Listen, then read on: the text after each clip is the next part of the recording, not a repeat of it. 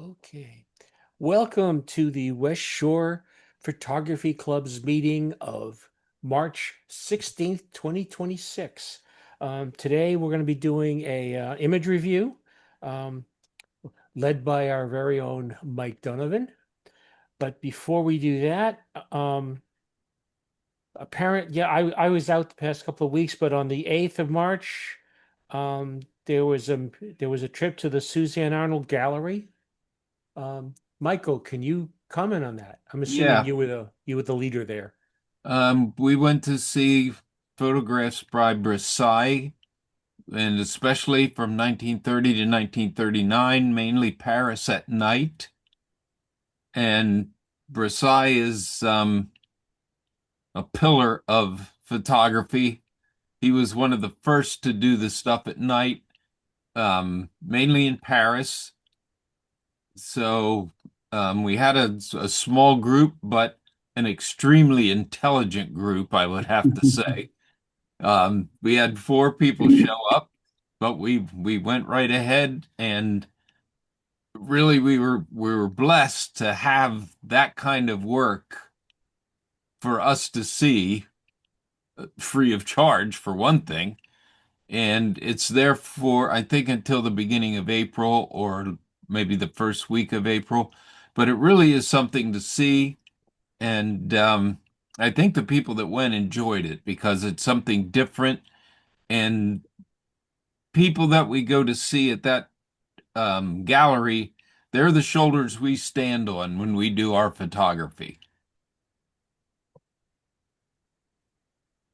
Okay. Anything else?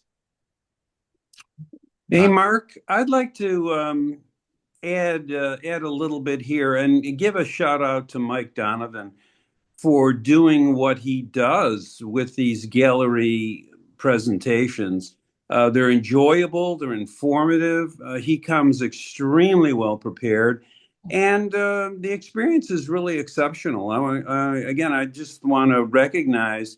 I think it's the third version, third session that I've attended where Mike has, taken the time to really prepare and give a great presentation. And he's a teacher at heart, and it really shows. Again, kudos to Mike. yeah, Hey, thank you. hey, Dave, while we've got you, you want to reiterate what you talked about before the meeting with the Associated Press website? Oh yeah, sure, sure. Just a shout out to another shout out to those who might be interested in photojournalism. The Associated Press has on its website a video compilation of Associated Press photographers and how they've actually taken their shots and their photographs.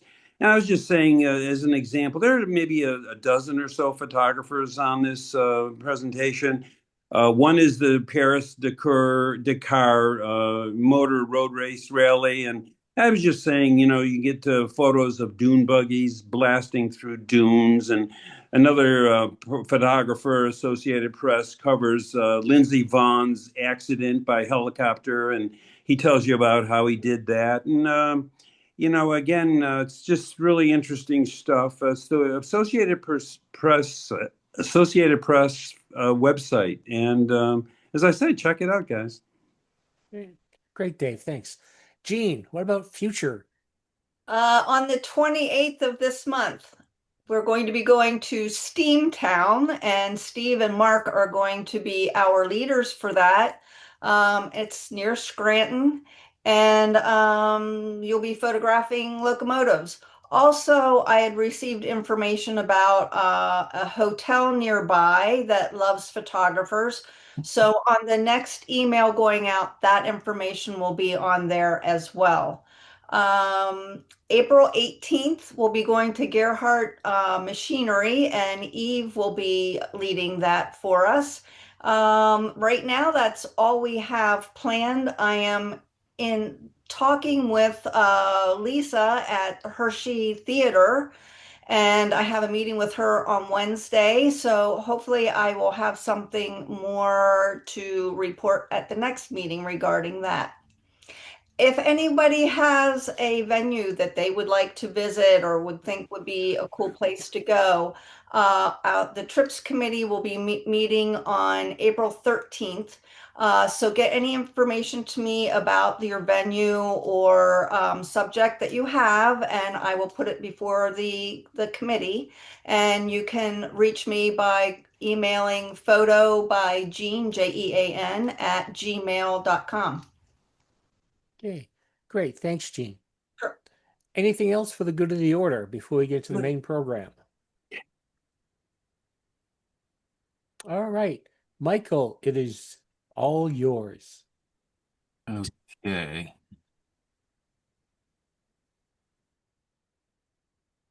We have not rehearsed this, guys.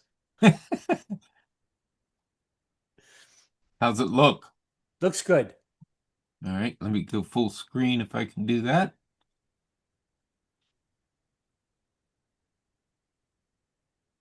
Are you okay? Siberian traps.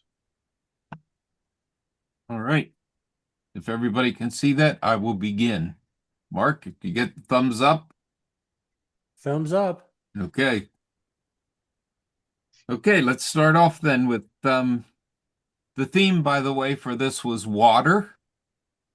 And I have to say that went all different kinds of directions, which is awesome. As you can see from the first one, actually.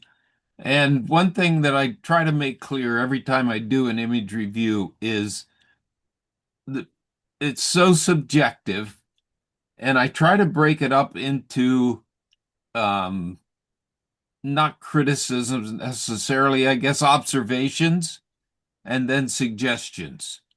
So the observations I have technical, composition, color, processing, and intangibles. Those are the main topics that I try to stick to. And then the suggestions are things that I think maybe you should give a try or you might want to give a try. And if you think that that's ridiculous suggestion, give it a try anyway, and then you'll know if it's ridiculous or not. So so that's it's opinion, it's one judge's ideas. So keep that in mind. And also it takes a lot of nerve to put your stuff up for somebody else to talk about. So give it a shot. Please give it a shot. If you've never put anything up, an image review is a good place to do it because you might get suggestions that are valuable, maybe. So let's start with Morning Dew in the first of the water series.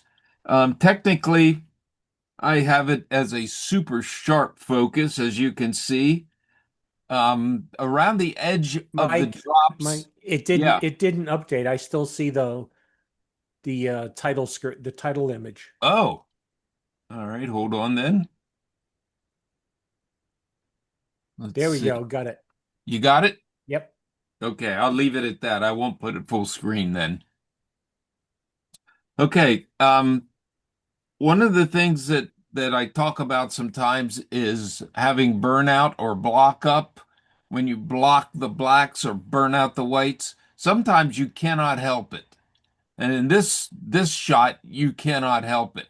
Plus, it enunciates or evaluates or makes more clear every single drop. So I'm really not going to say the white is burned out because it's actually kind of a valuable piece here. And when I said the focus is sharp, you can tell that by what look like actually leaf veins. So so nice and crisp there. Composition wise, Mark, can you see my cursor? Yes, I can. Okay. Composition wise, believe it or not, there's some triangulation here. And on this side, triangles are an important thing in composition. It's a strong compositional tool, even if you don't see it. It's still there. And that's the other thing about getting somebody else to take a look. They'll see things that you had no idea. And I'm going to tell some stories about what this photographer says, and you'll think, well, I had no idea. So get a pair of fresh eyes on there. Repeated shapes, obviously, which is also called rhythm. And I've said before, diagonal lines promote activity or action or dynamism. And you can see how lively these diagonal lines look. They're all over the place and repeated shapes all over the place. And that's not even the main part. That's like the middle ground, the foreground, the middle ground, and the background. So nice work with the composition. One thing that I thought was very cool was if you take just a moment and look at each dewdrop, they are not the same. You can see that some of them have the little yellow reflection in them, pointing one way, another way, curving this way, curving that way. Some have, for instance, we have this here, but not here. Each one is a little bit different, which is very cool. Um, Color-wise, you have a nice warm versus cool, which is contrasting. And it also, I've mentioned before how lighter values come forward and darker values drop away. So here you have a middle ground, a foreground, and a background. It's rich in color, so very nice. The processing is good. Those filament lines are just sharp as could be, so very impressive there. And I'm guessing, I could be wrong, but I'm guessing it's a macro shot or maybe a 2-to-1 size ratio or something like that. And to keep that crisp like that is really nice, really, really nice. As far as intangibles go, I mentioned how unique each drop is. Um, an image like this invites you to get up close, which is very cool. It also means you're going to need to have a clean image because people are going to have their nose 2 inches away from it. Suggestions.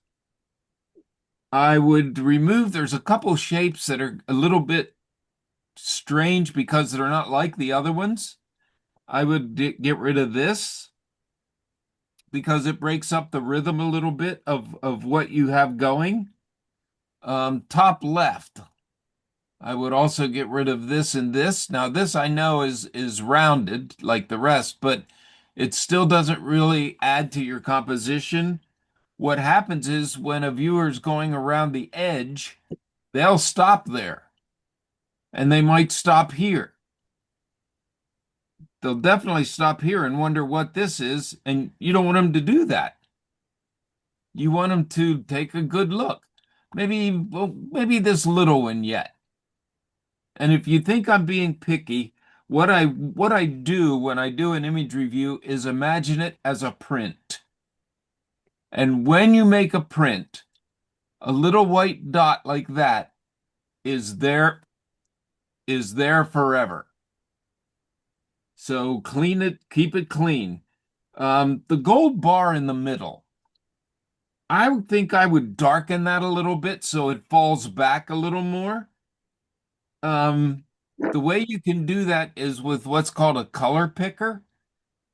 And then you choose the color, the gold color, and then just drop the darkness back a little bit on it, just a little bit. And you'll find the darker the value, the farther away it falls. You can see that down here. So that's a suggestion too. I mentioned that little teeny bubble on the left there because it's right smack up against your edge. Really a great looking image. I'd suggest a few changes. If you do those changes and don't like them, please don't send me cards or letters. Who did this work?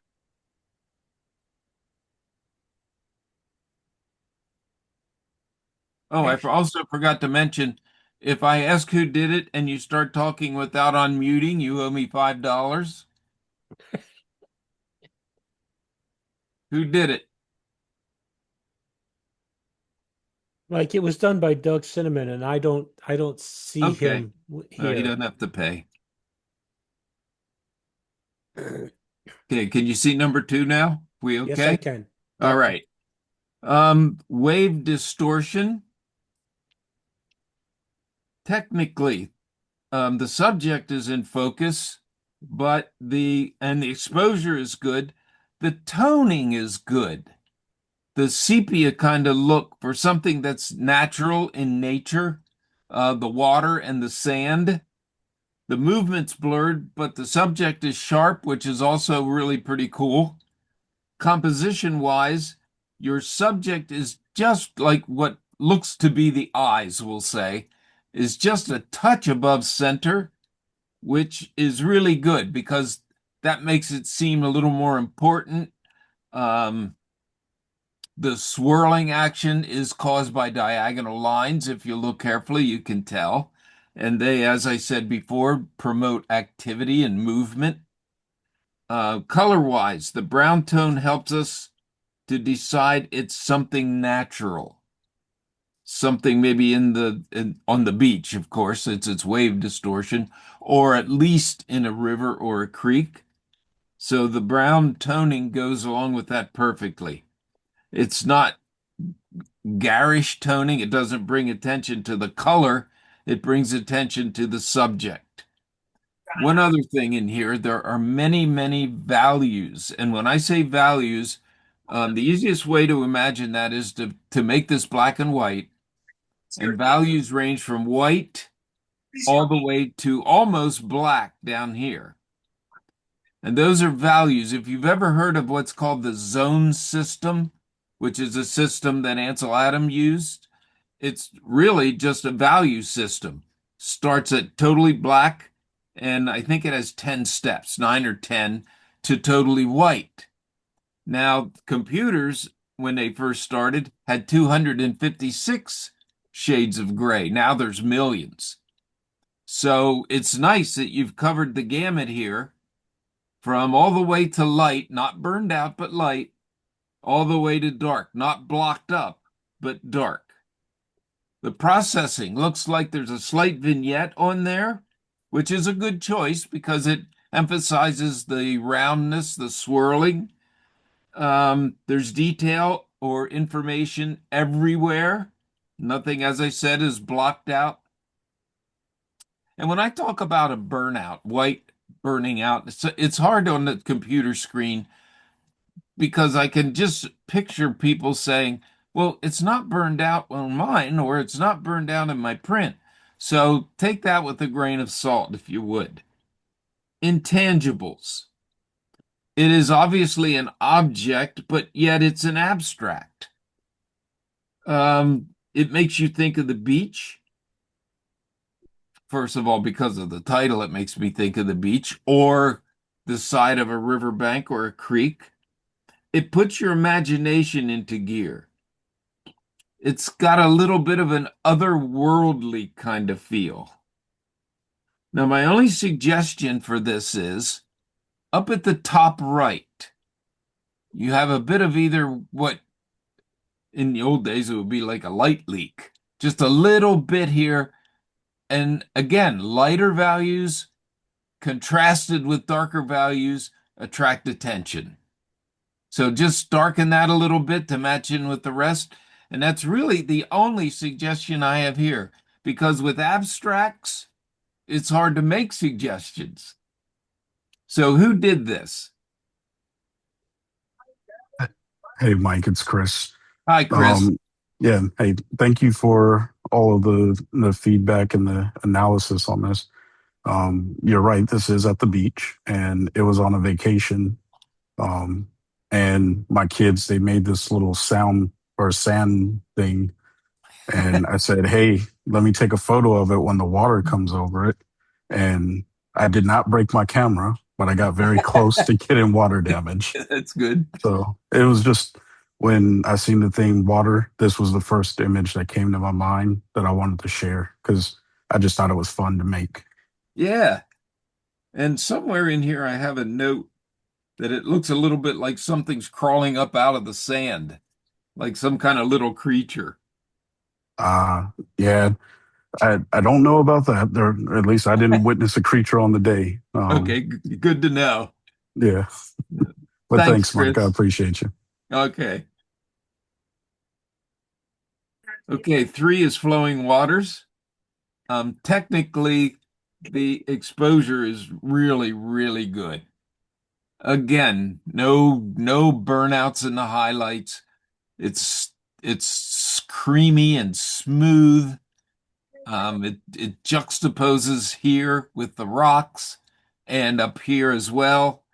It's a long exposure, maybe a 15th or not like a 32nd or anything, but it looks good, and you did it right.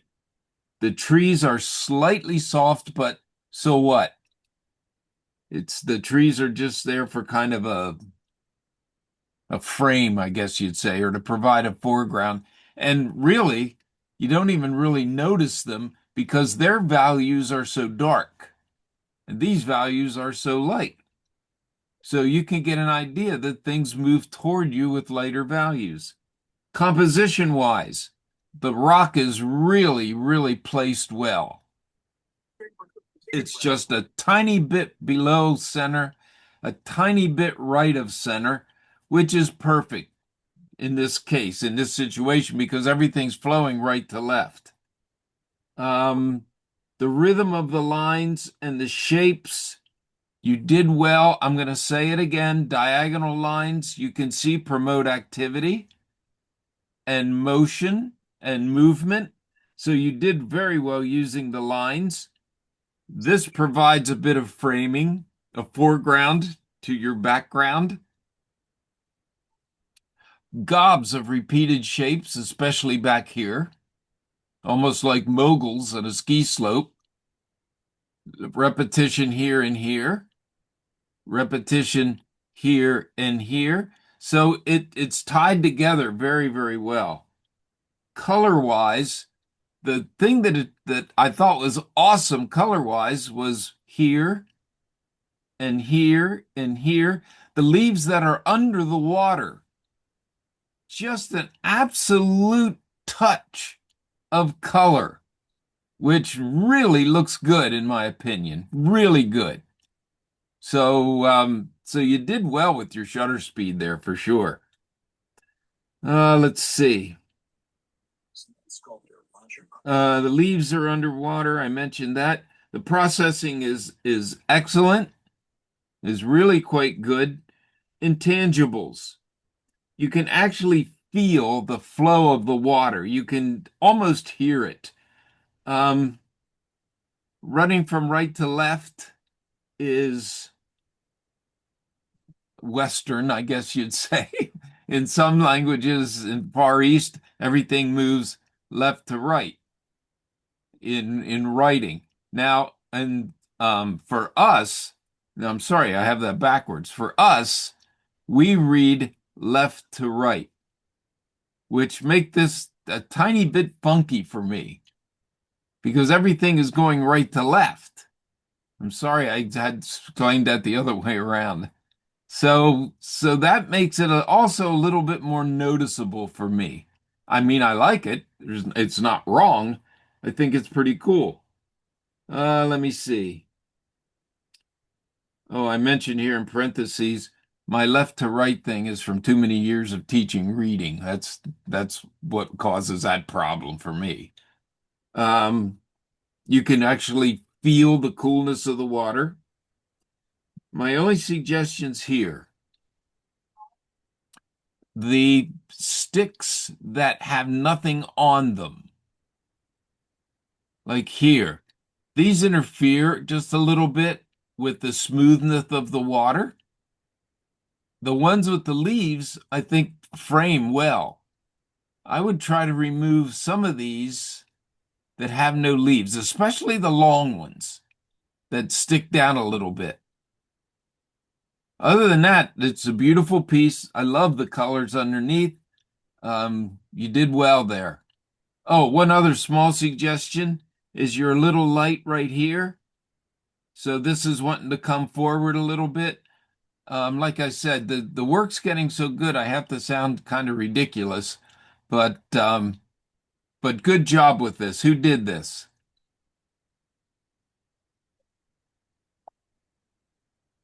It's Rich Hudson.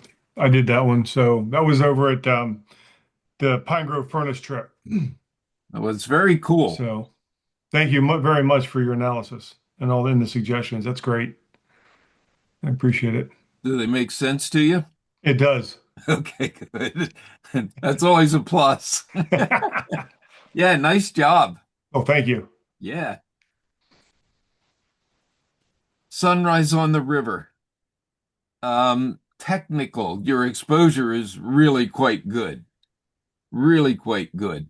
A problem with photographing the sun is there's a couple problems with the sun. Number one, sometimes it goes totally white for you because you have to expose for the rest of it also. And sometimes it gets this little light blue band around the sun because the sensor can't handle it. And when you print, that shows up. But this is not like that. This has the smallest bit of yellow, which is perfect. And you did a wise thing by putting it behind that tree because that breaks it up just slightly. Just slightly. So good thinking there. The silhouette shows just a bit of detail, which is very cool. You can see things popping through the silhouettes, which gives them a little bit of life, a little bit of activity. Composition-wise, this is classic rule of thirds. 1/3 bottom, 2/3 top. In fact, I did a little homework on the rule of thirds, and I've always wondered why that was a thing. Well, the reason it's a thing is because a couple reasons. Number one, the human eye goes to those points, what are called the power points or where the lines cross. The human eye wants to go there. It's a more dynamic composition than having your perfect balance, your horizon in the middle. It's got more life to it. So I always wondered why it was a thing, and of course it has to do with the human eye. And ruled the Middle East. It is the Let's first see. Iran has ever lost in thousands of years to surrendering Middle Eastern countries. They have said, thank you, President Trump. I have said it, you're welcome. Iran is no longer bullying the Middle East. They are instead. Mark, can you hear that? Yeah. Will everybody please put their microphones on mute? Thank you. I'd have to say that we can turn that off because this evening I'm much more important than President Trump. That's right. All right. Again, the composition is classic rule of thirds. And again, here we have a little bit of a triangulation up here, down, and then slowly, slowly, slowly. In fact, you can see it here better. It's pointing to the left.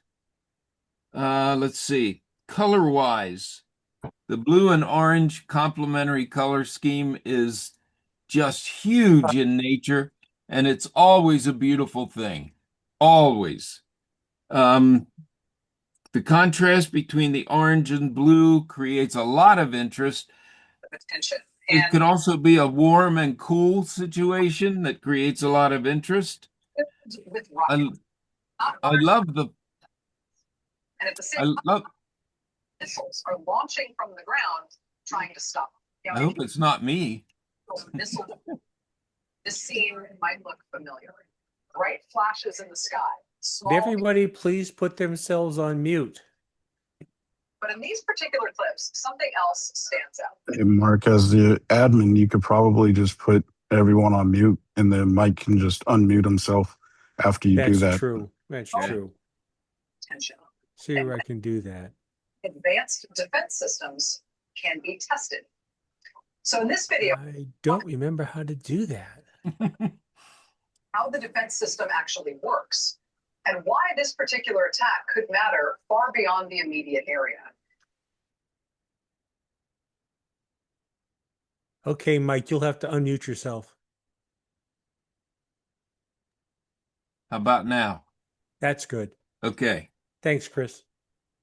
All right. Again, composition wise, um, you have a pretty good sized triangle here, which triangulation really is helpful in a composition.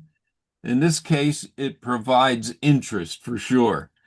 I said the sun is off center, which adds some dynamism to it. Let's see. The blue and orange is absolutely perfect here. And again, the warm and cool combination uh, always provides good contrast. Always. The flecks of orange and blue in the trees are really, really impressive. That's really good exposure there. Um, I like the contrast of that. It shows that they're not just blocky shapes. They have some life to them, some leaves, some motion. So very nice there. Um, as far as your processing goes, the it's mostly absolutely beautiful. One thing I do suggest is run this through a noise reducer because your sky has a little bit of noise in it, which in the old days was grain. Um, but that's really my only suggestion. It's calm. Oh, I'm sorry, intangibles. It's calm, it's peaceful. Um, it says sunrise, which is why I'm not really familiar with the light at sunrise. I prefer sunset because then I can sleep in. But yeah, I would do a noise reduction on it. Let's see. I want to clone this away so that no one's looking at that. And there's two little dark spots here. I would also clone those out. I had another spot at the right edge of the horizon. Oh, this tiny little dot here. Again, when you print it, you can just put that behind the mat or whatever, but when you print it, it's there forever. Otherwise, it's beautiful. Who did this? Hi, Mike. It's Joan Smith. And I do have to apologize to you. This was not the final image or final version of this image. No problem. And I was running so late uploading it, and then as soon as I hit the button, I was like, is there any way to retrieve that? Which there wasn't. But I saw I took out the spots in the sky, Okay, great. and I took out that wiggly thing on the left. Okay, Um, perfect. Yeah, and I did not see the thing on the right. So I'll make sure and take that out before I The print it. the Um, only reason I mention it is because it's smack up against your border. yeah, yeah. And the other thing, I submitted this because it was similar to one I had submitted before. Yeah. And I had a question. I needed your opinion on along the horizon Hmm. on the left-hand side. I think it's bushes there. Yeah, that, and then to your left, that thing. Should I take that out? Yeah. I was afraid if I took them out, it would unbalance the photo based on the greenery or whatever on the right, far right. Well, I'd give you two choices here. Number one, it's a reflection of nothing. Okay. Yeah, There's nothing true. above. The other choice is to clone this, and if you can flip it, put it up there Uh, so it is reflecting of something. So gotcha. either remove it or provide something up above that will make sense. Yes, there, yeah, you're right. That's maybe what it was. There was just something about that. Yeah, I was going to take them out, but there was quite a bit of, you know, black or dark on the right hand yeah, side, and I yeah. felt it unbalanced it. Well, try. It's a reflection in search of a source. I guess. I don't know what So, that was because I didn't take anything out. well, add it on top and see what you think of that. I'm going to Do, do that. do a Thank you, Mike. clone and then flip it over. Okay. Thank you so much. Ah, you're welcome. Bye-bye.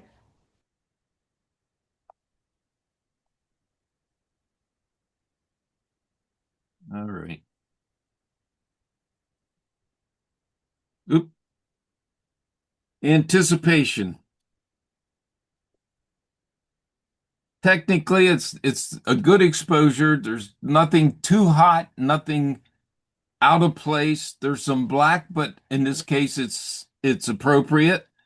The background is soft and creamy. Now it's funny because I just mentioned to someone else, maybe you want to run a noise reducer through it, and you look at this and you think, oh my gosh, this is so grainy. Well, that's the point really for an abstract.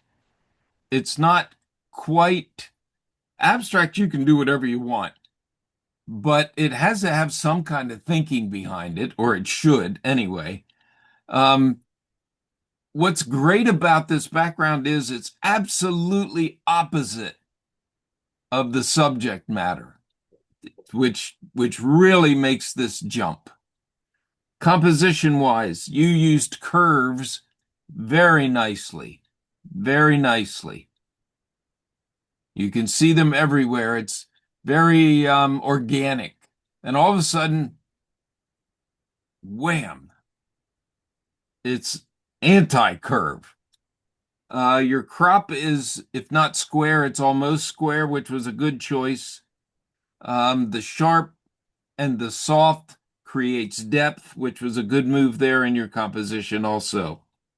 Color-wise, the value of the water drop is the lightest thing in the image. And that's one reason it jumps to the front for you. The white background is more subdued, so it drops back a little bit from the water drop. Let me see. The cool and warm situation with the edges here, kind of a yellowish. This is a yellowish green, so it's not really hot yellow and strong green or blue or anything, but it's enough to create a bit of a warm, cool contrast. Here's just a touch of warm here, a touch of warm here, and here. So you did well using your colors. Very well. Let's see. The processing is good. I noticed here, and it might be more pronounced when you print, or if you do, there's little grains of green here, which is very cool in this case. Up here also, and over here.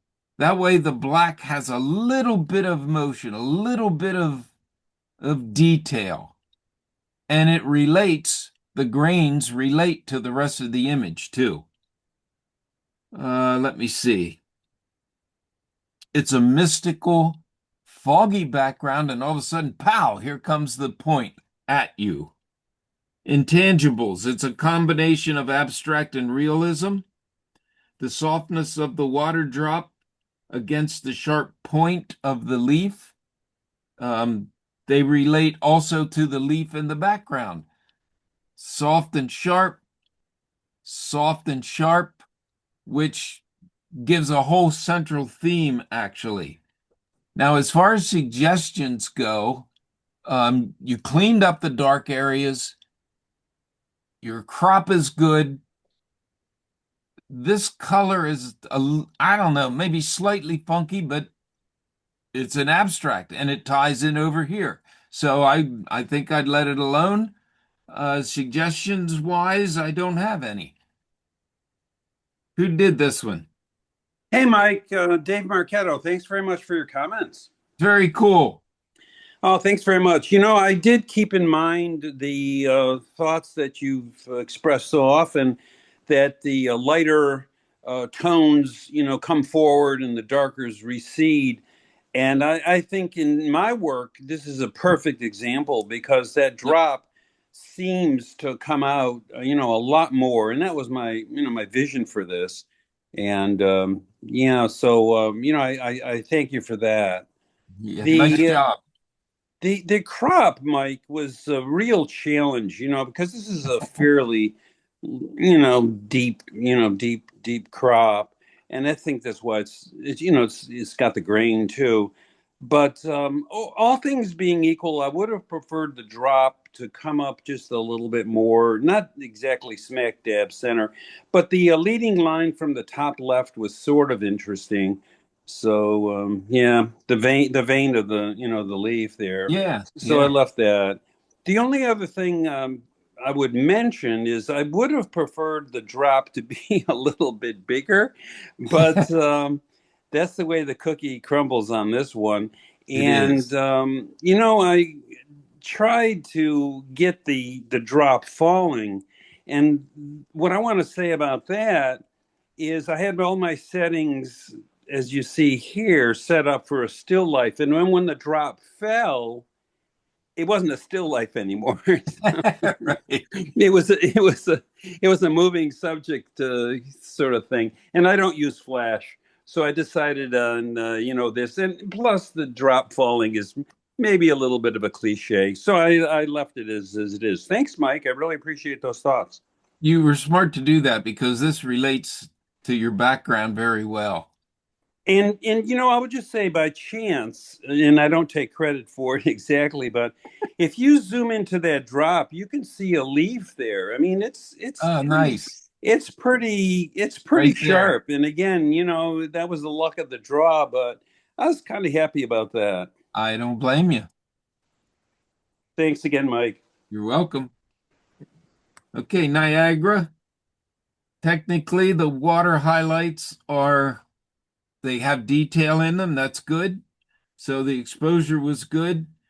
Um, in this case, so many waterfalls and that kind of thing, you want to show the smoothness and it looks beautiful. This is nice because you want to show the anger and the violence almost.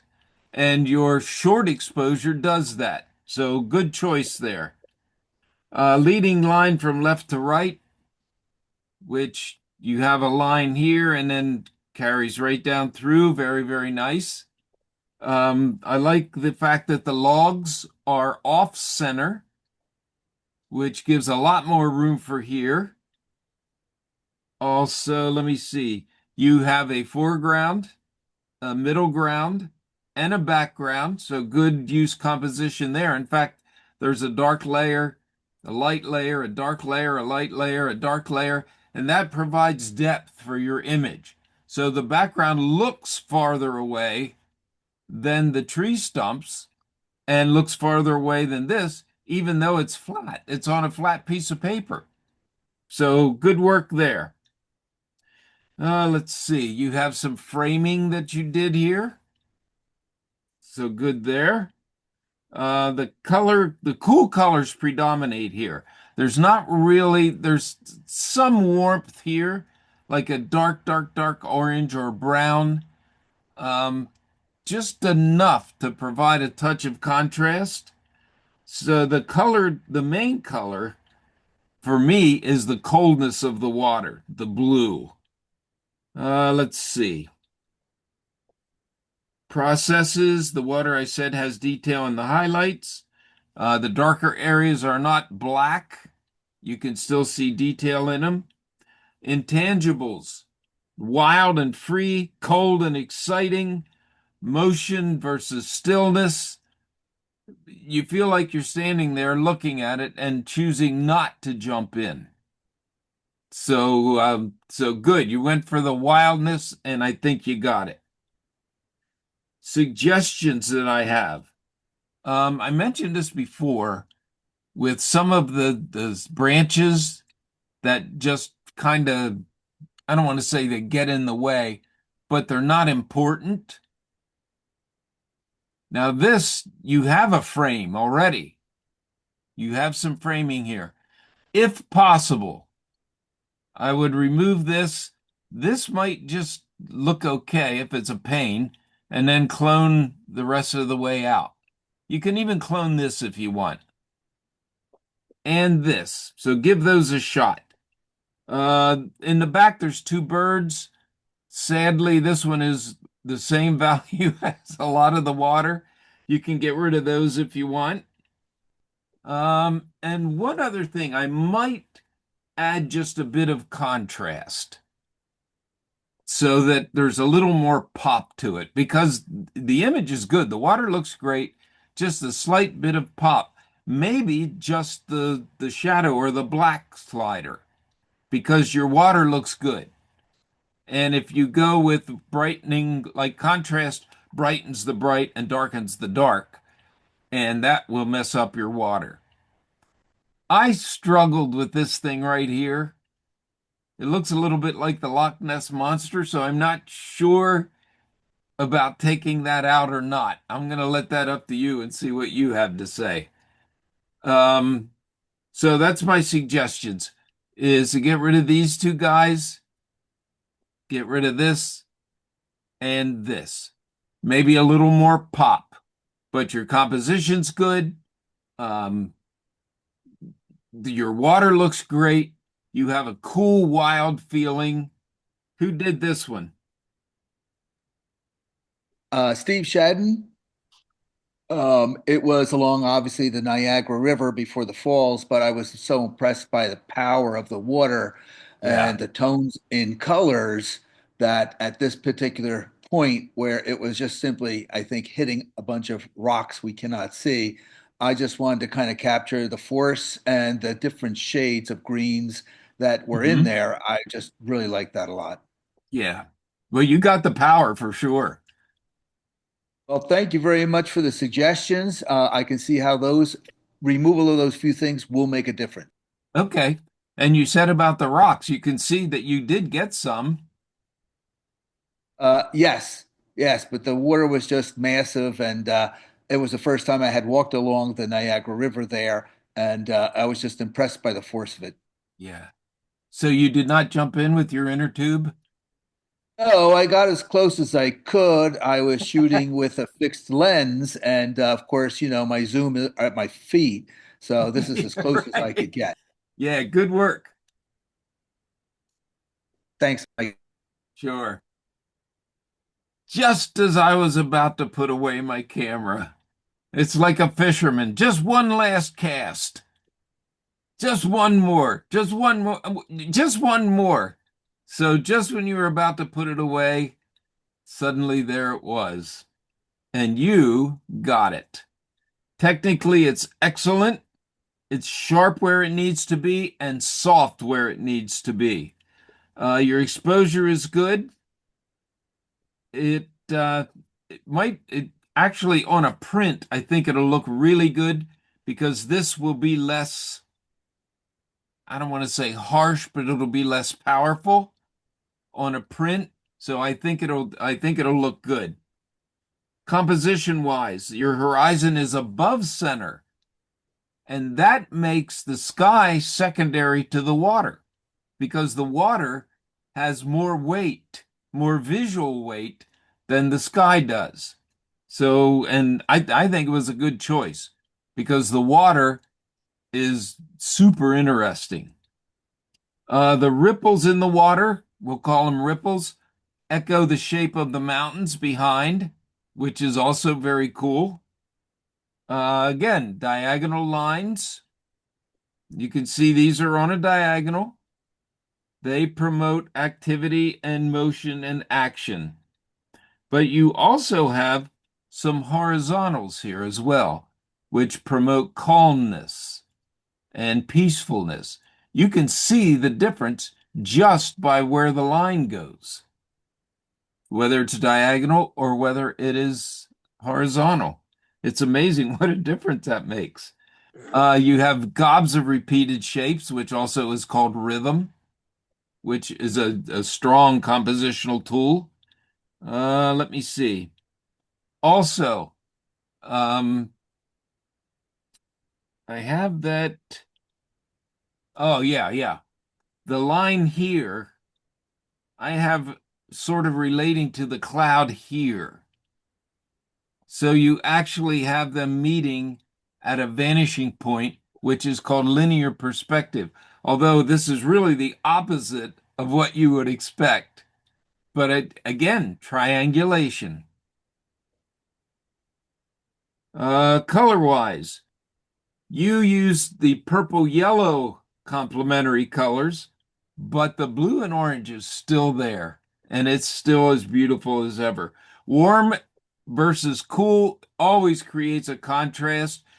The complementary colors each makes the other one pop, which is pretty cool. Great processing. I already mentioned the sun. Intangibles. We're standing right there with you. This creates a mood, peace. I'm going to say the end of the day, and you just can take a deep breath and then head for home. Really a good feeling there. Um, Suggestions with it has to do with the sun. Maybe, I don't know, maybe put like a really, really, really slight yellow filter on it to make sure it's not white. And I mean slight. Um, let's see. That's the only suggestions I really have there. Contrast with the calm and wild. The water, the contrast there. No, that's about it for me. Who did this one? That was me, Alex Sasani. Very cool.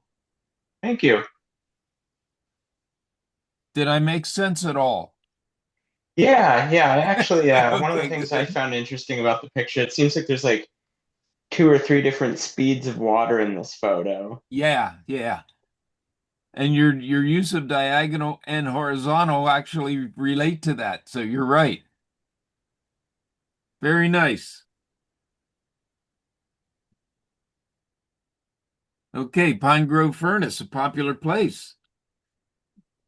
Technically, it's very well exposed. Many shades of gray, which is what makes a black and white photograph come to life. It's more than just 10, like Ansel Adams had to deal with, but he was dealing with um, glass negatives, wet plate, and then later dry plate, and finally film. But we're fortunate. We get to do it. If we don't get it on the shot, we can get it in the processing. Very, very nice. Like I said, lots of shades of gray, all the way white to black. Um, Composition wise, I like that um, the horizontal are intersected by the vertical. So we have here, and then all of a sudden, boom, down to there. We have diagonal lines. We have a flow that's really, really good, the smooth slide of the water, and then the rough balance of it, which is also very cool compositionally. Color, I already mentioned the zone system and many shades of gray. This is a good image to talk about values. This is a value, and right under it is a lighter value. This is a light value, but here's a lighter value. This is a dark value. Here's a darker value. That's what values are. And you can train yourself to see values in color as well. Many painters do what's called a value study before they do the painting to see where the lights and the darks are. Processing is really very good. As I said, lots and lots of values in between, and that's important to depth. This looks closer than this. And that's because the photographer used the values. Intangibles, exciting movement. You can feel the movement. It's abstract, but yet recognizable. Now, some people, when they see a total abstract, they're thinking, what the heck is that? Well, it doesn't have to be a thing. This is a feeling. Um, I'm sorry to say I want to get rid of that little dot there. Other than that, good work. This club's getting better and better and better, I have to say. So, great stuff here. Who did this one? I did that one, Mike. Excuse me. Thanks for your comments. I will take that little spot out of there because that's right. That is annoying. And Sorry. I must have been on the opposite side of the stream from Rich because mine goes left to right Yeah, instead I of right to know. left. I But know.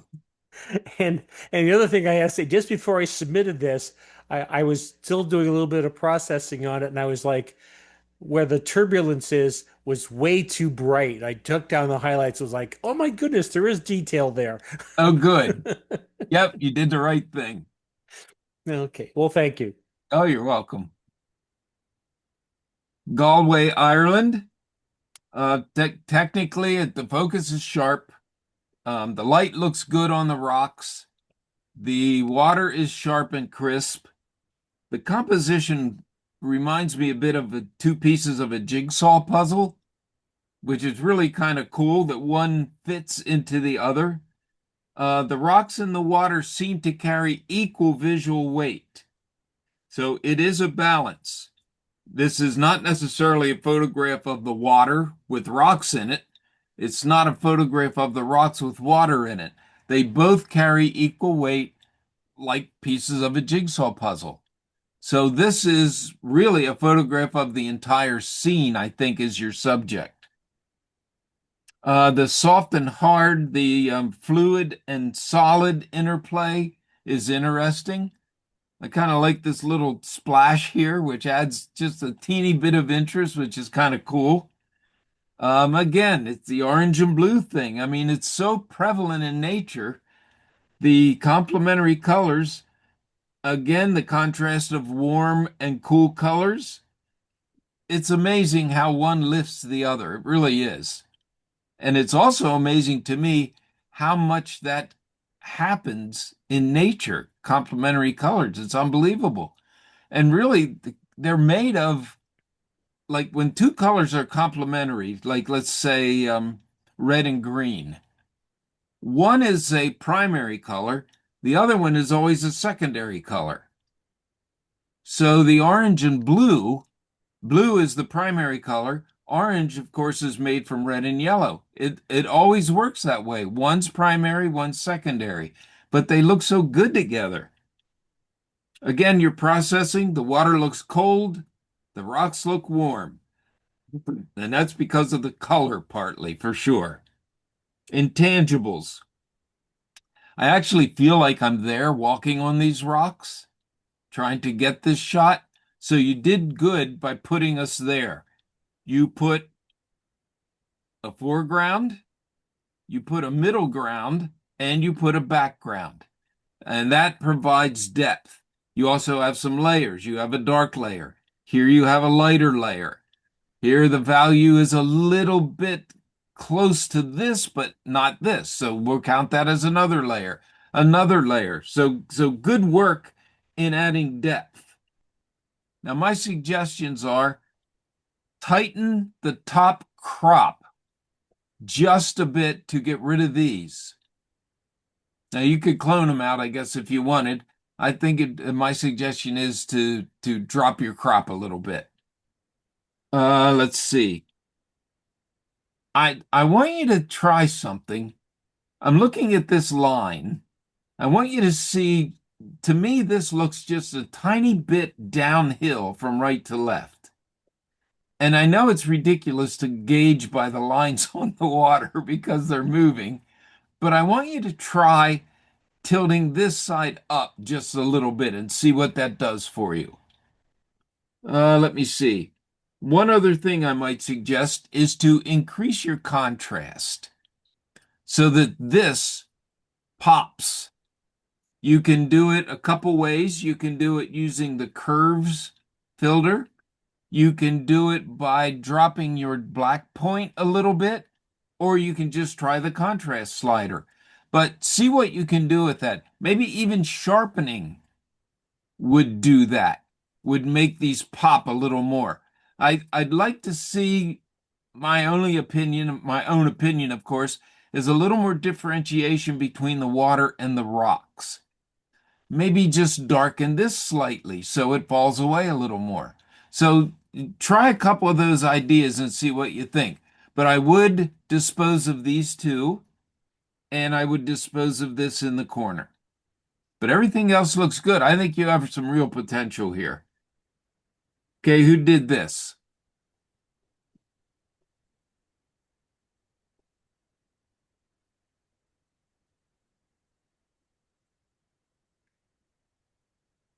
She was here earlier. Mary Fox did that.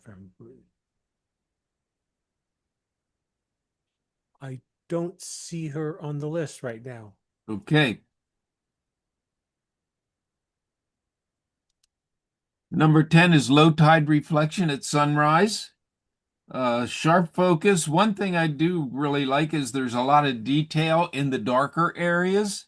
So a good job with your exposure for sure. Composition wise, your diagonal lines intersecting with the vertical lines really make a strong composition for sure. Um, and I probably mentioned before the vertical lines promote strength and power and solidity, if that's a real word. I said before the diagonal is a bit of motion, the horizontal is peaceful. Those are generalizations, but they hold pretty well.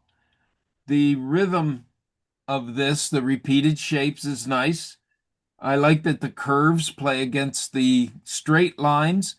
Even though these aren't really quite straight, they're certainly straighter than these. So I like that interplay. That's nice. Color, I'd said orange and blue until I'm orange and blue in the face. So you're seeing it by now on your own, I'm sure. There's a definite contrast in values, which is really nice. This lighter value right up against this darker value, the orange and the bluish, really good. It makes this pop, definitely pop. Um, there's a bit of noise. I would run this through a noise reducer because it's obviously low light work, and that creates problems sometimes for sensors. Intangibles, you're calm, you're relaxed, ready for the day, or without the title, I would look at resting at the end of a day. Either way, it looks fine. Um, yeah, I like the curvy lines opposed to the straight lines. That kind of makes the composition for me. Again, I like the blue and the orange.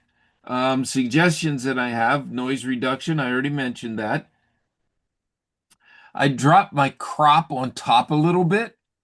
I don't want you to lose the fact that there's a water line, but I want to drop so that this disappears. And this either can be darkened or even cloned away. It's not really helpful to your composition. Let me see. Oh, one other thing. You can darken this. I was going to suggest you remove it, but then there would be, like before, a reflection without something to reflect. So I think I would just darken this instead. Here you can see that this value is much less than this value. So this one's really not even very noticeable. Maybe you want to darken here a little bit, but again, the photographs are really good. Who did this one? That's mine, Mary Eileen Carson's. Thank you for the suggestions. I struggled with that light reflection on the water at the top. Yeah. Sometimes I liked it, sometimes I didn't like it. Sometimes I liked it. Sometimes, I mean, I went back and forth. Yeah. Finally, I decided, oh, just leave it in and get on with your life. But Until I came along. yeah. So, well, that settled it for me. So, yes, thank you for the other suggestions. You're welcome. One problem with cropping it out is I don't want you to lose your water line because that's kind of Yeah. cool. Yeah. Yeah, So maybe if you can clone it or darken it or something. I'll work on it. Well, try it. And if you'd like it like that better, because like you said, I want it this way. No, I want it that way. Yeah. Understood. Okay, thank you. Of course. Okay, at the end of this little talk here, I'm going to ask who did this one because this is the first time I knew the name of this bridge. I've been to that Anderson Mill umpteen times, seen this bridge umpteen times, and I never knew the name of it. So thank you for that. Technically, your focus is good. The reflection looks really good. So you did a good job with that. Composition wise, your horizon line, which is not the bridge, the horizon line is right here, is above center. And that makes more importance fall to the water, which is the theme, and to the reflection. The bridge looks good, but the reflection looks really good. And I guess I should say blue and orange and leave it go at that because it's everywhere. Um, the reflection is an important base for the bridge, and the water is a base for the whole thing. So you have a good, solid composition, which relates to the good, solid bridge.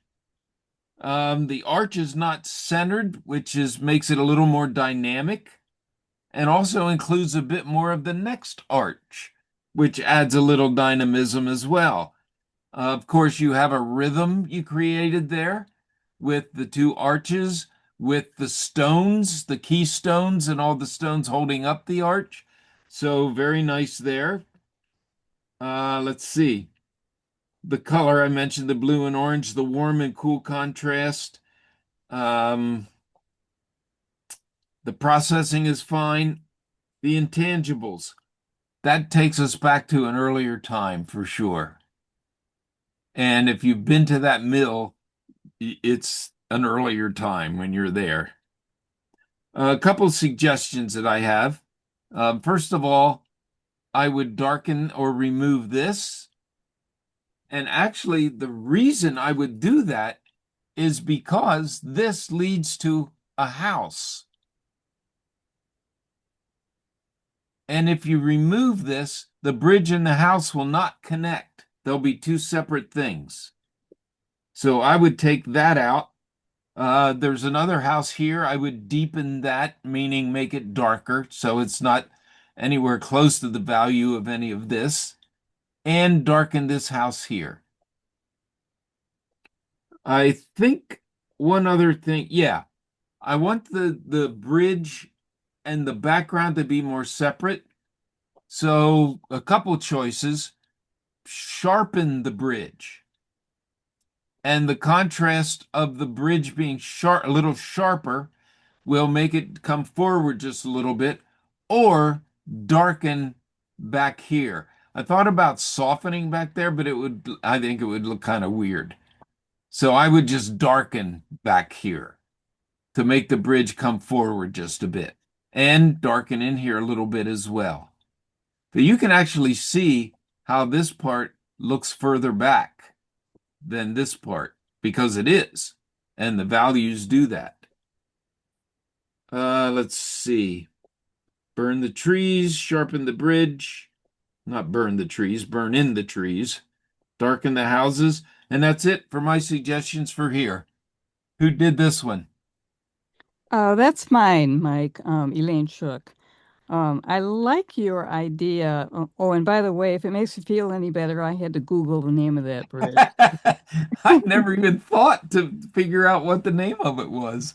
I actually thought it was a part of the mill, but it's not. It's an adjacent public property. So Well, thanks for your knowledge. an education for me. But I have to tell you that I really struggled with this image. In fact, it took me 3 years to get it to the way that I wanted it. And Yeah, the reason was that it was a very harsh light. It was right. probably around noon, middle of January. So there was no color in the trees, obviously. Um, there was a lot of light reflecting off of the bridge. Yeah. So the contrast was high, but yet it was drab at the same time. So I really struggled with this one, trying to develop contrast without it being too harsh, and to get that depth that you're talking about. Um, I I did try adding a little bit of color tone to the trees, which I did. I added just a slight amount of orange because they really were just kind of a drab gray. Yeah. Helped, and I actually did it a little too much, and I backed off because I thought it looked fake. But I was never able to accomplish that contrast between the bridge and the background. So I think I will take you up on your suggestion just to darken those trees. Um, I didn't notice that first house you pointed out, and I still can't see it quite honestly, but I will take out that little white spot there. Uh, This house totally is the same color. See, here's some yeah, shutters.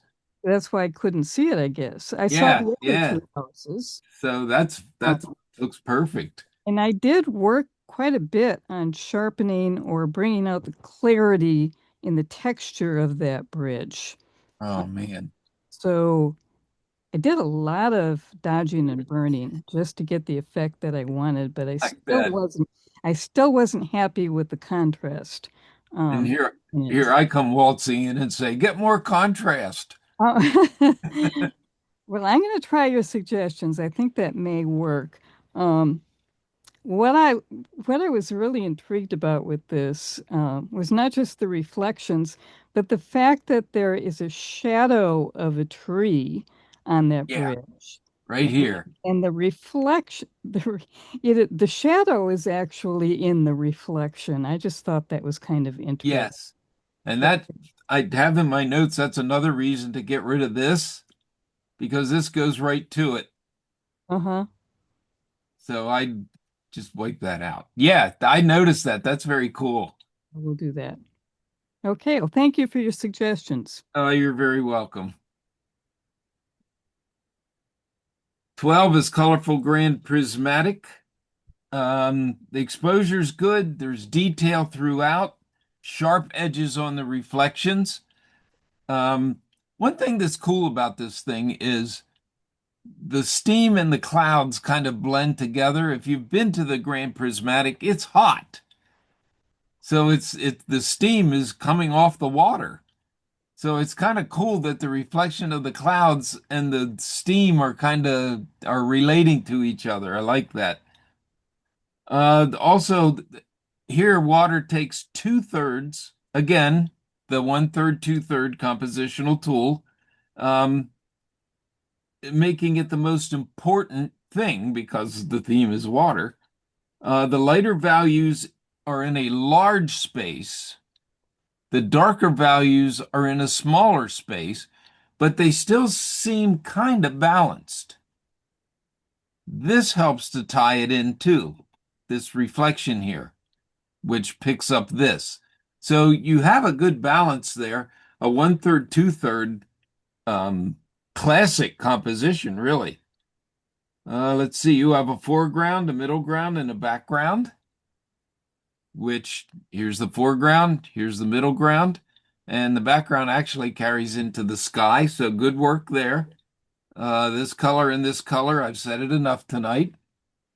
Um, Again, it's incredible how often that appears. Let's see, the warm and cool contrast, very nice work there. I mentioned there's detail everywhere. The colors are rich, which in real life, they're super rich.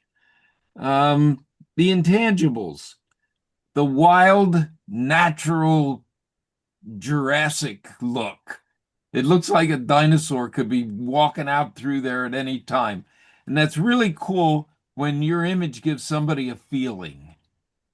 That's really nice. As far as suggestions go, I think, and I checked this, but I could be wrong, but I have your horizon going uphill a little bit. So please double check on that to make sure that I'm right or make sure that I'm wrong. And I might think about maybe doing a little cloning here so that this doesn't disappear off the edge, because you've got plenty of interest in here. And you'll notice the value of this is much brighter, so it's more noticeable. So I would remove that as best you can. But everything else looks good. You used color well. You used horizontal lines well. You used reflections well, the water, the whole thing. Nice work. Straighten your horizon line or tell me that I'm wrong. Who did this one? Hi, Mike. This is Marlene McNamara. Hello. Hi. I like your suggestions. I have a hard time with the horizon. I can't. It's I hard for me understand. to. I'm To laughing me, it because looks I straight, but fully you're probably sympathize. right. And I'll get rid of that little white spot in the front. I mean that glob. Like What software do you use? I use Lightroom and Photoshop.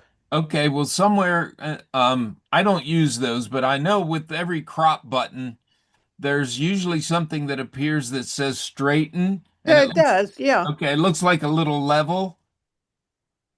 Run that along here and see what happens. So am I running along the tree line? The horizon line. So that would be to me right about here, right along the bottom, yes, right along your horizon, Okay. and see what happens. Or, of course, you can always hit the crop button and then move it manually yourself. But see what you think, see how it works out. Okay. Thank you. You're welcome. Let's finish with if water were lava. Now, it's funny because we babysit a 4-year-old on Mondays, and she always wants to watch this show called Bluey. Well, today on Bluey, they played the game The Floor is Lava. So you got to jump from chair to chair and do this and do that. Then I come downstairs, and here's if water were lava. And I thought that there's got to be something to that. Technically, um, I'm going to take a crazy guess that this is infrared. And the reason I'm guessing that is because the trees are white. So technically, infrared, it does what it wants to, kind of. It goes where it wants, it provides the colors it wants. Composition wise, you've got a beautiful, beautiful S curve leading line going up there. And also, you've got linear perspective. You've got two lines running to a vanishing point. Color wise, the color's actually the star of this show, obviously. Um, it's mostly orange. I can't say this is blue this time, although there's a little. Um, the um, the feel of it is what's important here. Again, it's an abstract, really, is what it is. An abstract that represents probably, I'm going to guess the Grand Canyon of Yellowstone is my first guess. Intangibles, you can feel the heat. It's got almost like a spiritual feel or like a epic feel to it or cinematic or something bigger than life, so to speak. Now, it is soft in here and in here, but again, with an abstract, you can't say, oh, this should be sharp, this should be this should be that. And also with infrared, and somebody that knows more about it will hopefully correct me. It, like I said, kind of goes where it wants to. Now, my suggestion would be a little sharpening to see how that works out. I'm going to clone this, get rid of this right here. And there's a couple little intrusions up here I would get rid of because you want this to be the star of the show. That's your line, and that's a beautiful thing. You could actually just, instead of cloning, you could do this with the crop Same here. You could do that with the crop as well. But when it's hard really to judge when it's something like this, it's so unique and so unusual because laws don't apply to a place like this. So I'm going to say thanks for going crazy. Who did this? Mike, that's mine, George Ryan. Pretty cool. And you're right, that was infrared. Okay. It wasn't the Grand Canyon. I took this in Norway All in right. the spring, and there was lots of snow melt coming down, and I processed it in Photoshop as you would in infrared. But I really didn't like it that much, so I started messing with the colors, and then I thought, if water were lava, would it look like that? That's a And place I I wouldn't want to suppose it go. will. Now, one small bit of prehistorical knowledge. About 250 million years ago in Siberia, there was a volcanic eruption that lasted, they think, around about 2,000 years. Oh my gosh. It's called the Siberian Traps. Look it up, Siberian Traps. And I was thinking, gee, this looks a lot like the Siberian Traps might have looked like back then. Pre-Jurassic even. Huh? I called it Jurassic. I said it's pre-Jurassic even. Yeah, that would be. Well, anyway, I wanted to present something that was a little bit out of the ordinary. Yeah, thank you very much. And thank you for your comments. You're very welcome. And that is it. Okay.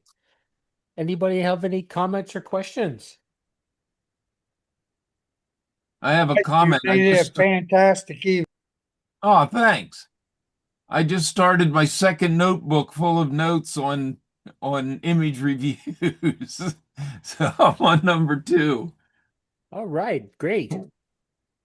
Mike, you made it a fantastic evening. So did all Thank the you. presenters. Thank you. Thank Yeah, you. Michael. Thank you very much. You do It's an another outstanding master job. class in photography. Thanks. I appreciate that.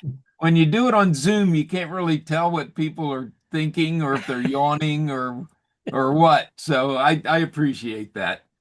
Okay. All right. If there's nothing else, our next meeting will be in 3 weeks, April 6th, and message will go out, start going out on that next week.